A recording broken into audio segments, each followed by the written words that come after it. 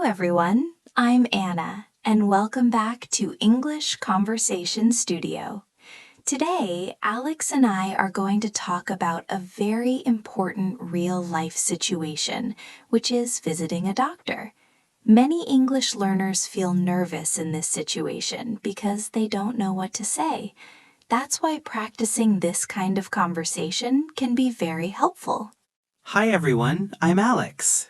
Yes, going to the doctor can already feel stressful, and using another language makes it even more difficult. But if you know some basic phrases and patterns, you can communicate clearly and feel more confident. Today we will go step by step through a typical doctor visit. Let's start from the beginning. Imagine you arrive at the clinic and speak to the receptionist. You can say, "Hello, I have an appointment," and then give your name and time. Yes, and if you don't have an appointment, you can say, "I'd like to see a doctor," and then explain your situation briefly. The receptionist may ask for your information, so be ready to answer simple questions. Yes, and if you don't have an appointment, you can say, "I'd like to see a doctor," and then explain your situation briefly. The receptionist may ask for your information, so be ready to answer simple questions. Yes, and the doctor will usually start by asking, "What seems to be the problem?"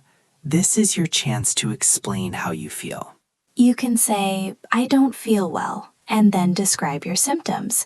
For example, "I have a headache and I feel very tired," or "I have a sore throat and a cough." That's right, and it's helpful to give more details. You can say, "This started 2 days ago," or "It is getting worse." These details help the doctor understand your condition better.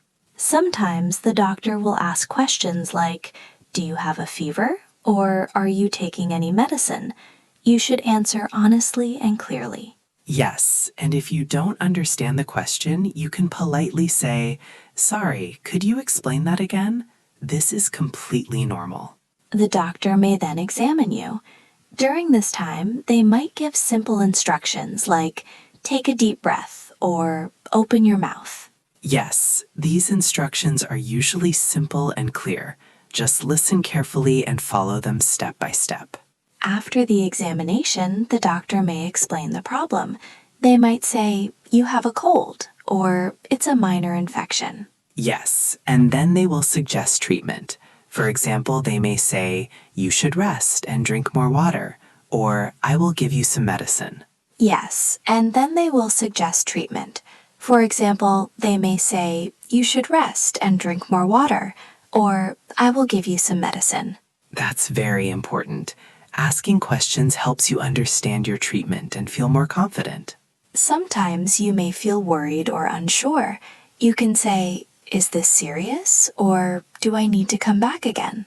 Yes, and the doctor will explain everything to you. Try to stay calm and listen carefully to their advice. Now imagine you are at the pharmacy. You can say, "I have a prescription," and give it to the pharmacist. Yes, and the pharmacist may explain how to use the medicine. You can ask, "Should I take this before or after food?" Yes, and you can also describe where it hurts. For example, "My back hurts," or "I feel pain in my stomach." Another situation is describing pain. You can say, "The pain is strong," or "It hurts when I move." Let's also talk about emergencies. If something is urgent, you can say, "I need help," or "It's an emergency." Yes, in emergency situations, it's important to speak clearly and quickly. Don't worry about grammar, just communicate your problem.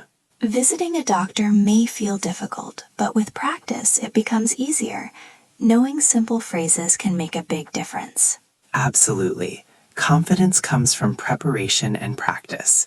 The more you practice these situations, the more natural your English becomes. Remember, you don't need perfect English. You just need to explain your problem clearly and understand basic instructions. Yes, communication is the goal. Even simple sentences can help you get the right treatment. Well, that brings us to the end of today's conversation here on English Conversation Studio. We hope this practice helps you feel more confident when visiting a doctor.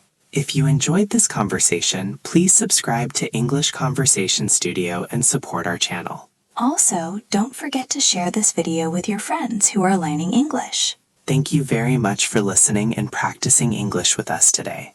Stay healthy, keep practicing, and we'll see you again in our next conversation on English Conversation Studio.